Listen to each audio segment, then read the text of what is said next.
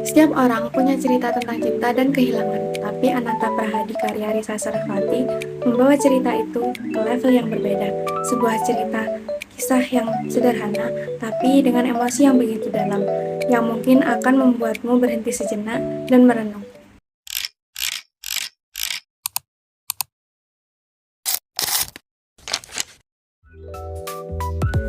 Halo teman-teman, aku Diana Wahyu Indra Agustin, aku dari FKIK Prodi Farmasi Universitas Muhammadiyah Yogyakarta. Hari ini aku ingin berbagi tentang buku Ananta Prihadi dari Risa Sarasvati yang bisa dikenal lewat cerita horor.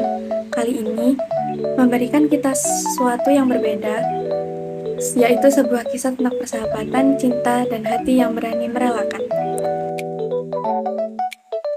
Buku ini bercerita tentang Ananta, seorang pemuda bisu yang mungkin bagi dunia terlihat terbatas, tapi hatinya begitu luas, penuh ketulusan. Dia bersahabat dengan Tania, gadis cantik dan penuh impian. Di cerita ini, hubungan mereka itu sangat unik. Tanpa banyak kata, mereka saling mengerti. Hingga suatu hari, perasaan yang selama ini tersembunyi perlahan muncul ke permukaan. Tapi seperti hidup pada umumnya, tidak semua cerita berakhir bahagia. Ada rasa yang harus dipendam, ada kebahagiaan yang harus diberikan, meski bukan untuk diri sendiri.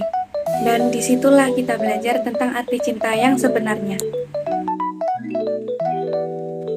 Di cerita ini, Risa menulis dengan gaya bahasa yang sederhana tapi menyentuh.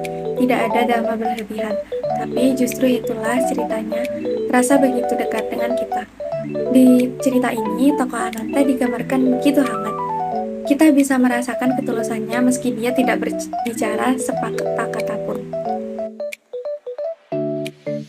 Bagi saya sendiri, cerita Ananta Prahadi ini bukan sekedar kisah cinta biasa. Ini cerita tentang pengorbanan, tentang memahami bahwa kadang cinta adalah soal memberi, bukan memiliki. Setelah membaca buku ini, rasanya seperti diingatkan kembali bahwa tidak semua kehilangan berarti akhir dari segalanya. Buat kamu yang mencari cerita yang menyentuh tapi ringan dan penuh makna, Ananta Prahadi ini bisa jadi pilihan yang tepat.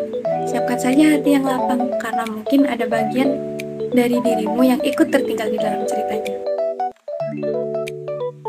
Sekian video review buku hari ini. Semoga kalian tertarik dengan bukunya. Terima kasih.